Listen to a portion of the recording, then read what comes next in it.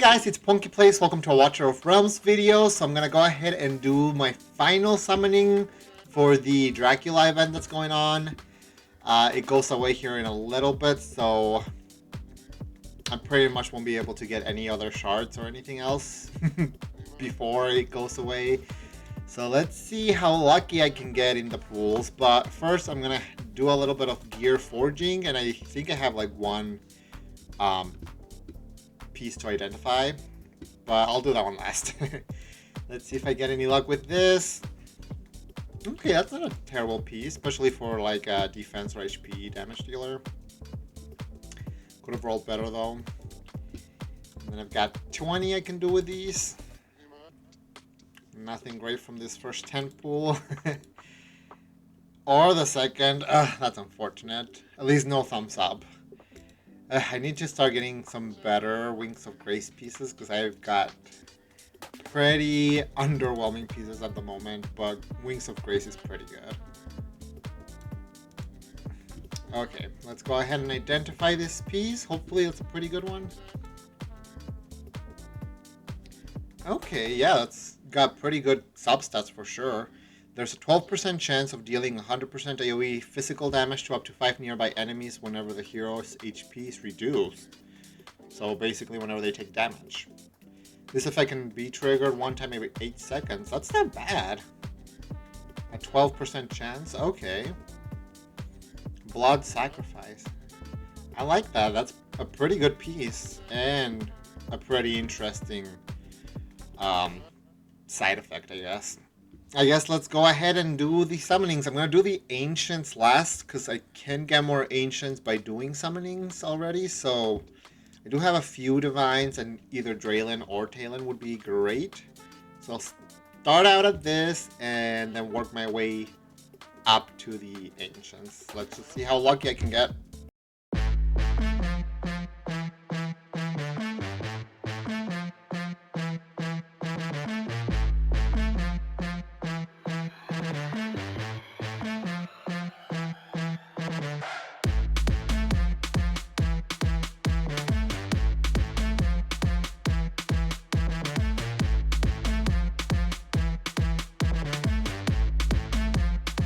Okay, let's hope, because I still have not been able to pull a single extra of the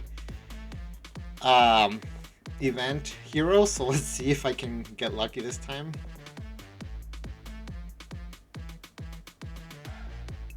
Who's this?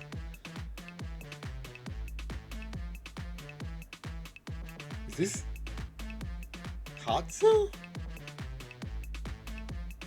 I think so. Okay, this would be my first copy of Hatsu, which is pretty awesome. Oh, I wish I had her exclusive because I used her in Gear Raid 3, and if she could just get extra time with invisibility, that would make her so much nicer in there.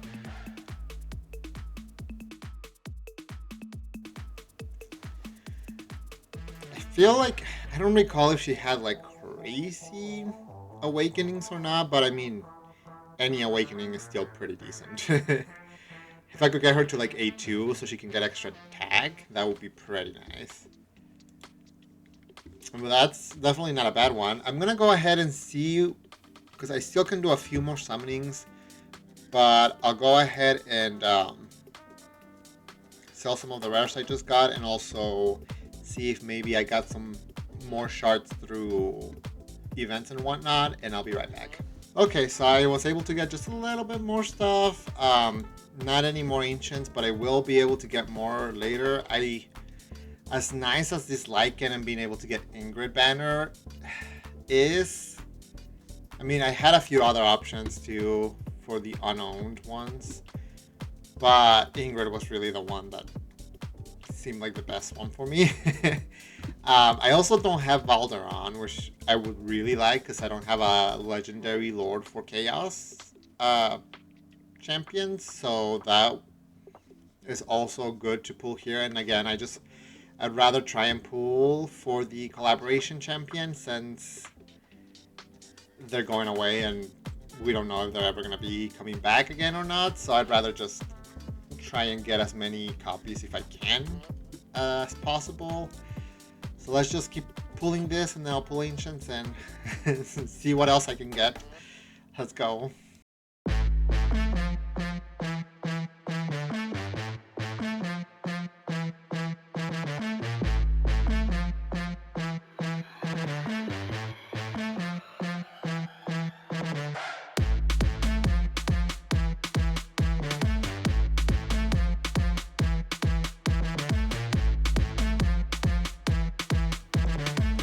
Okay. Ooh, a lord?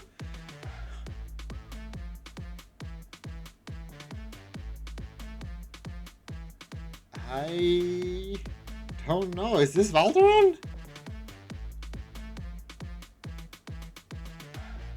I think it might be. No, I don't know. Wait, yeah, I think that is. Oh, that's exciting. Oh, that's really nice. I think I was like 100 shards since my last lord, so I still had a bit to go. So, I mean, I'm happy with pulling a lord this early, I guess. Having a Chaos Lord is great. I know Valderon is nasty as well. That's way awesome. Well, let's do another 10 pull, I guess. Let's see.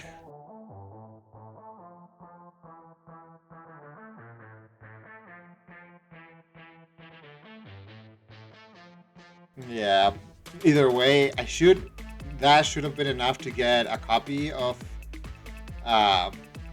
Dracula. So I'm gonna go ahead and get that. I think it's a copy, either that or it's a soulstone. Let me really quickly see. Yeah, I think that's like an actual Dracula, so pretty awesome. I'm really happy that they do that they guarantee a Dracula if you let him manage to pull one. I got lucky and did get one previously, so this will be an A1 Dracula for me. I was just hoping to get extra copies for him, but I should be able to get another 10 pull for Ancient Shards, and hopefully a few more pulls with my normals, just to, you know, have that slight chance still to get another either Mina or Van Helsing, but it doesn't look like it's going to be that likely, unfortunately.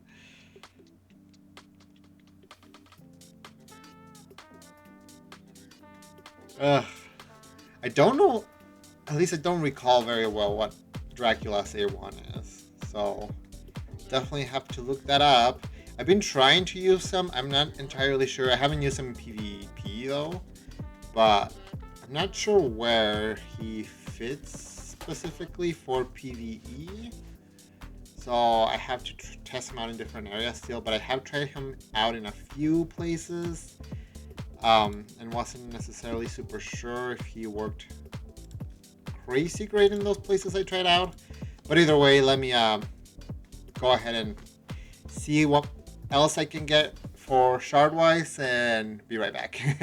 Okay, so I'm down to the last little bit. I've got the 10 more ancients I can do, and about maybe 30 more, maybe, that I can do with these, so let's hope for some good luck.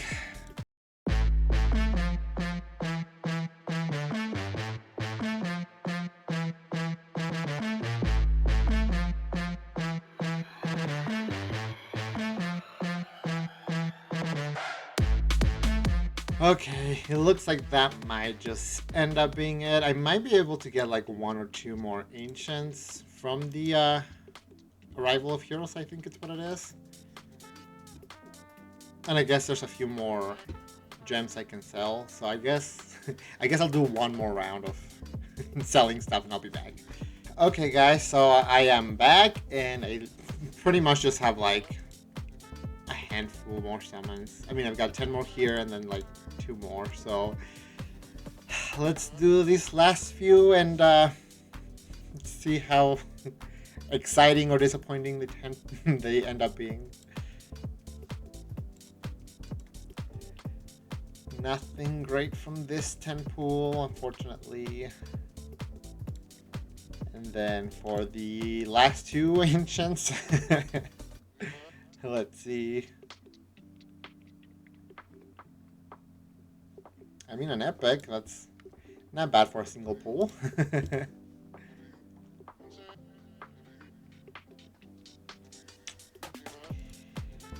Seems about right. Well, I highly doubt that I'll be able to pull anything else before the day's done. Even though I really, really would love an extra one of the others, but it's very unlikely that I'll pull anything else. So I guess let's just go ahead and go through the kits of the champions I did pull. For those of you that enjoy that, I enjoy it. So if you want to see that, stick around. Let's see, so I believe I pulled 3 legendaries.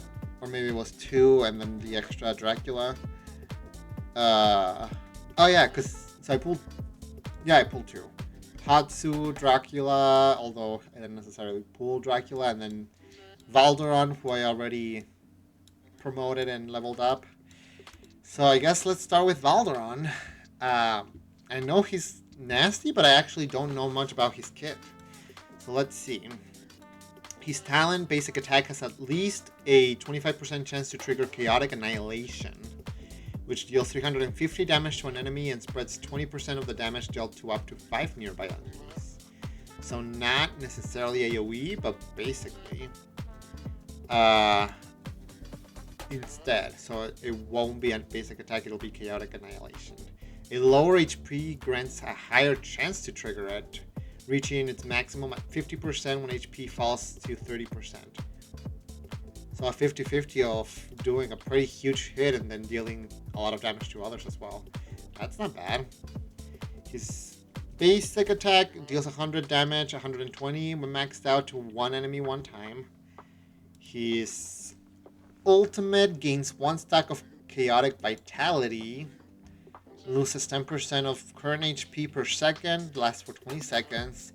Each stack increases attack by 25% and crit damage by 25%, stacking up to 2 times. So he can have 2 stacks, meaning he'll be losing 20% of current HP per second and increasing his attack by 50% and crit damage by 50%. That's pretty good. When Potent Surge, Rage can continue to recover after reaching this cap. Oh, right. I do remember that he's one of those that has like the double ultimate. Accumulating up to 2 times. All Rage will be consumed when casting the ultimate. So when it reaches its maximum, gains 2 stack of Chaotic Vitality. So he'll start with the maxed out. Inflicts vulnerability to physical damage, plus 20%. That's not bad. On nearby enemies continuously during the effect's duration. And then the ultimate seems like it lasts 20 seconds, so as long as the Chaotic Vitality. Makes sense. It costs 900 when fully skilled out. Attributes increase for each stack plus... So it actually increases the attributes by 40%. With each stack, it seems. That's really good. So an up to 80% more attack and 80% more crit damage sounds pretty mean. Let's see, his first passive, when Karma of Fallen is less than 3 stacks, which each stack reduces attack by 15% and damage by 15%, stacking up to 3 times. Is less than 3 stacks, the hero can prevent an incoming fatal damage, then restores 30% HP and gains 1 stack of Karma of Fallen. Interesting. So he puts it on himself. So yeah, he can prevent damage 3 times.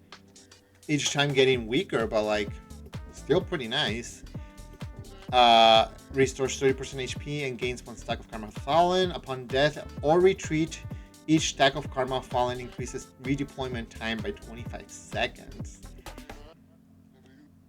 That's a little unfortunate, but I mean, it's better than dying.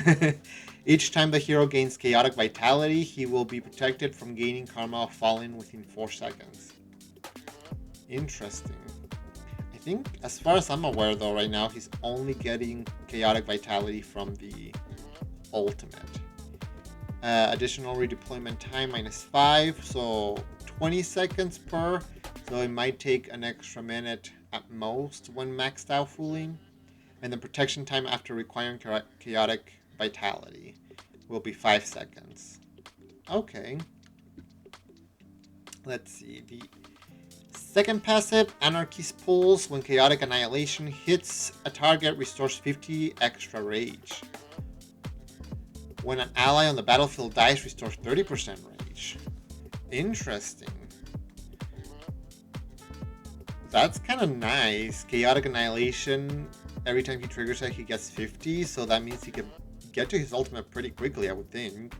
And then getting 30% rage when an ally dies. I wonder if that includes recalling your allies as well, because if that's the case, that's really powerful. And then he costs 5 less in arena, which is great. I prefer that over like dealing more damage. Dealing more damage is great, but depending on how expensive they are, usually having them be cheaper is kind of better. Let's see, he costs 19, so 14 in arena, that's not bad. He does the 2 ahead. He can block 2, which, you know, it's normal for a fighter. Yeah, pretty good skills for sure. Oh, and I didn't even see his Lord skill. Increases faction team members' basic attributes by 15%. Increases their damage based on HP lost up to 60% at 30% HP. Wow. And then when the Faction Lord Balderon is deployed, deals damage equal to 50% of current HP to 3 nearest units, excluding elites and bosses, increasing his damage dealt by 30% and reducing his damage received by 20%. Each unit damaged further increases his damage dealt by 5% and reduces his damage received by 5% up to 3 times. And this is permanent? It's a very selfish, empowering, but like increasing damage dealt by 30 and damage received, reducing it by 20% and by an additional 5% for each unit damaged with that, I guess, skill. So up to a, what, 45% and a 35%? So 45% extra damage and 35% reducing damage. Wow. No wonder he seems super tanky whenever I face one in arena. It's pretty nice. I do have his exclusive artifact as well. So increases damage by 15%, and then when HP drops below 30, the damage increase is doubled.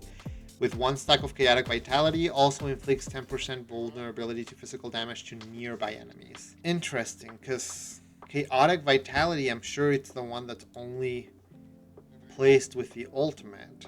But he's already placing the big version of vulnerability to physical damage during the ultimate, so I don't understand what's the point of getting 10% vulnerability when he's already doing a better vulnerability. I don't know if I'm missing something there, but that seems kind of odd that he's only getting, unless during Awakenings he can get Chaotic Vitality outside of the ultimate, then that would make more sense, but right now this doesn't really matter because the ultimate already places a higher vulnerability, and that's when he's getting the Chaotic Vitality. So I'll have to look. Let's see. Awakening 1, when deployed, gains 1 stack of Chaotic Vitality. Okay. During that period, the ultimate becomes unavailable. I didn't even see how much, I guess, rage he starts out with. Initial rage.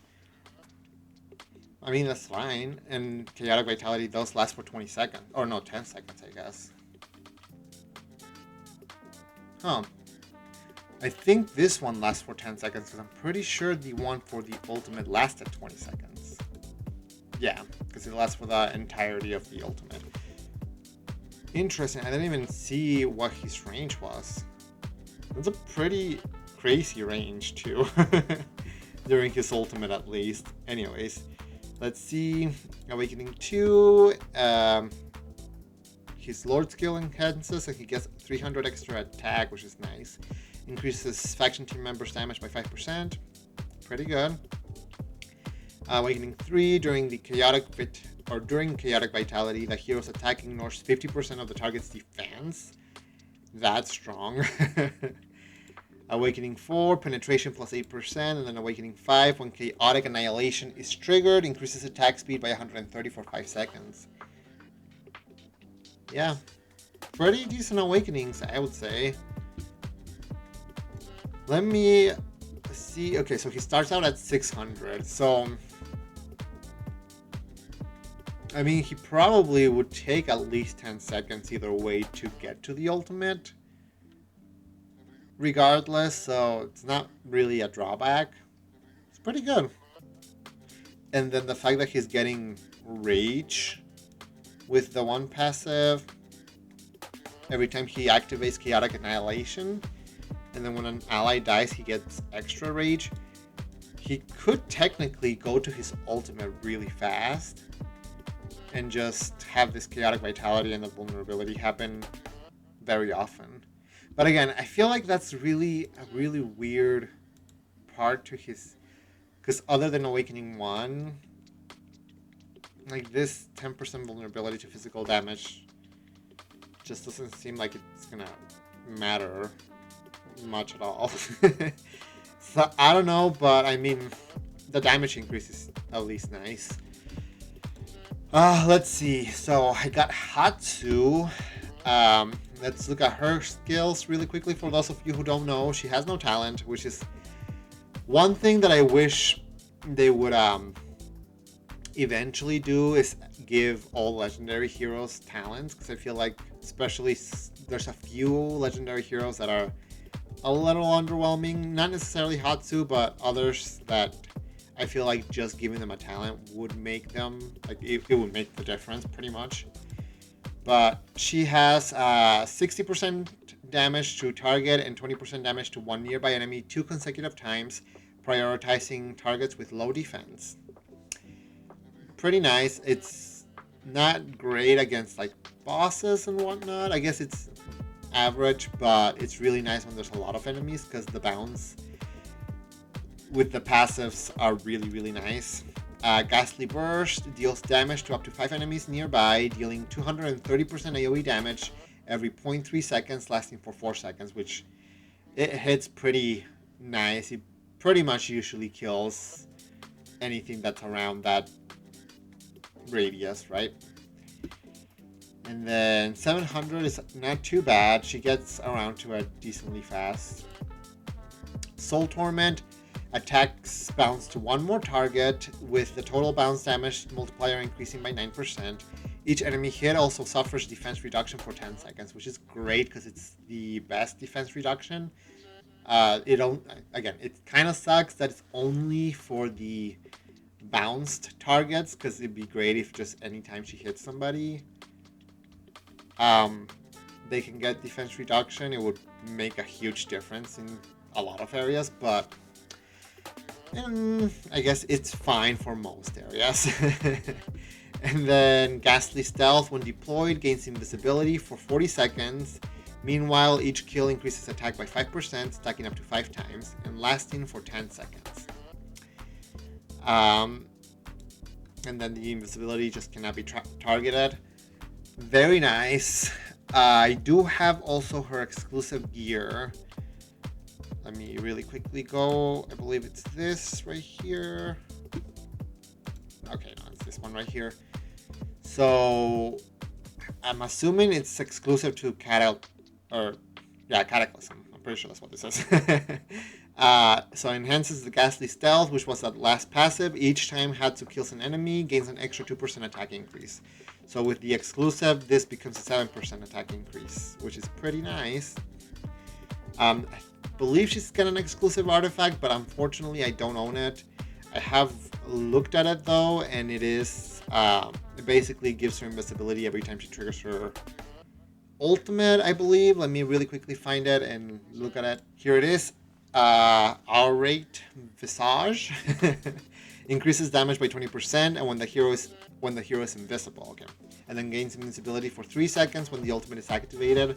I don't know for sure whether the invisibility gain goes up when you promote the artifact or if it's just a damage increase, but either way, like I was saying, this, I really wish I had her exclusive, because being able to gain more invisibility would really help in certain areas, especially like Gear 8-3, I feel like would be great with that. But unfortunately I don't have it, so I just have to make do. And then with her Awakenings, Awakening 1, attack triggered, bounce, damage plus 5%. I mean, it's not terrible. Could definitely be something more exciting, but it doesn't necessarily help against bosses. But I guess she's not necessarily a boss champion. She's more of an AoE wave champion. Getting this extra attack would be great. Awakening 3, Ghastly Stealth duration plus 10 seconds, which would also be super helpful.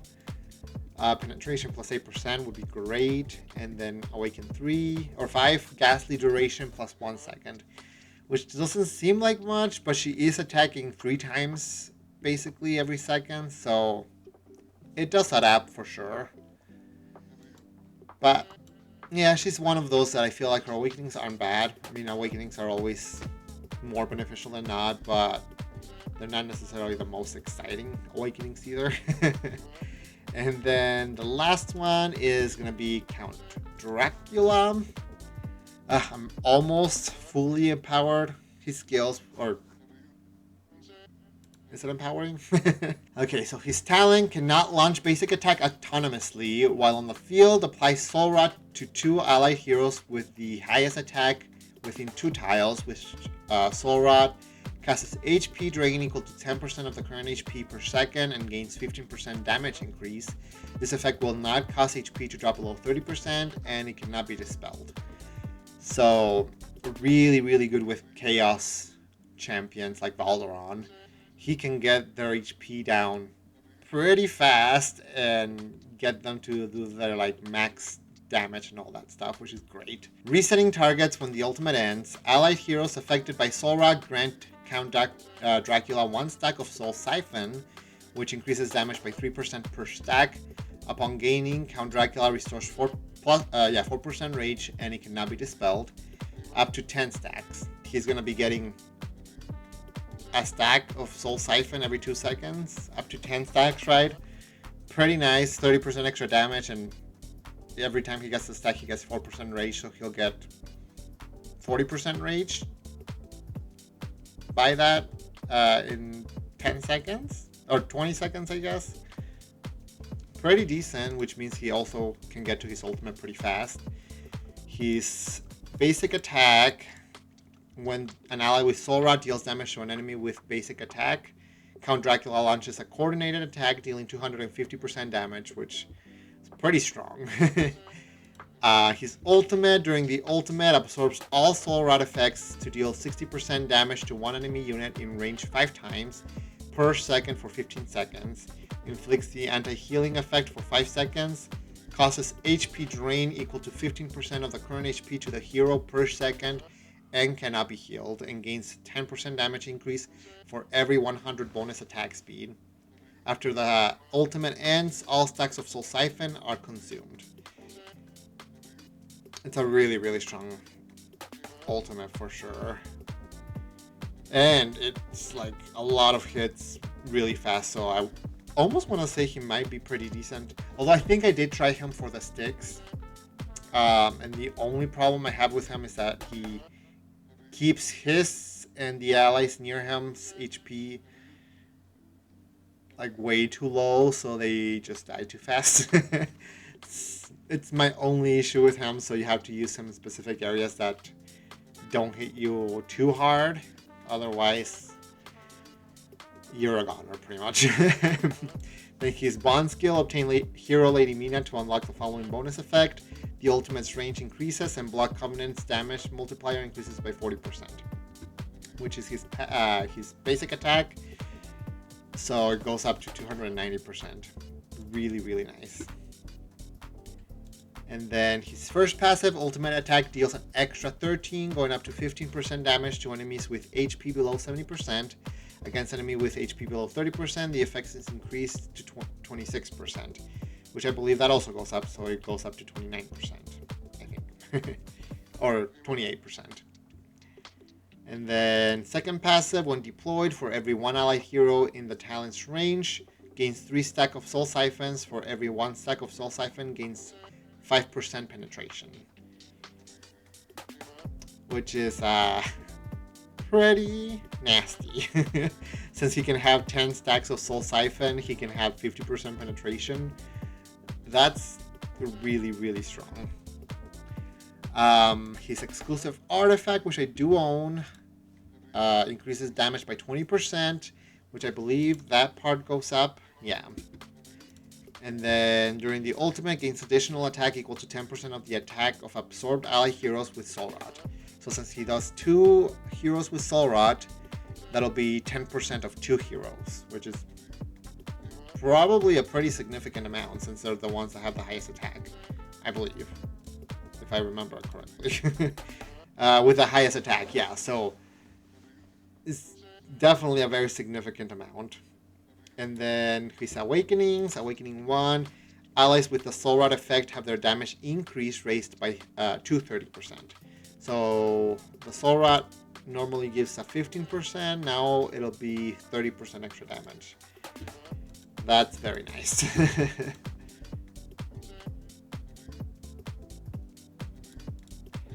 Okay, then the Awakening 2, extra attack, which is, your normal. Awakening 3, ultimate attack inflicts defense reduction on enemies, and it is a 30% defense reduction. That's really strong. That is really nice. Awakening 4, penetration plus 8%, and then Awakening 5, during the ultimate, the more times an enemy is hit by the hero's attack, the higher the subsequent damage they take, with damage increase capped at 40%. Also seems pretty nice. Okay, I think that was all the heroes I got today. Yeah, it seems like it. Well, I hope you guys enjoy. Let me know if you guys got lucky with your pools, what you guys got, and how you guys felt about this event. I'm sad to see it go away. I wish I could have gotten a few more dupes of the champions so I could have awakened them more. Hopefully in the future they'll, even if they don't bring back the event, maybe they'll have like events where you can get soul stones for them, or maybe just soul stones in general so that you can empower them more. I do have a few soul stones that I haven't used. I have 2 of the normal soul stones and 2 unpolished.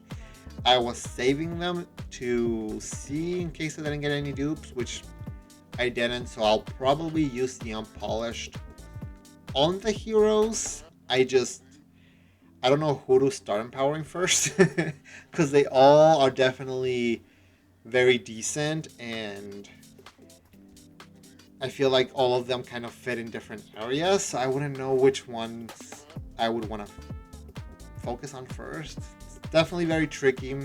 Let me know what you guys would suggest, or if you guys have empowered them with soul stones, which ones you chose.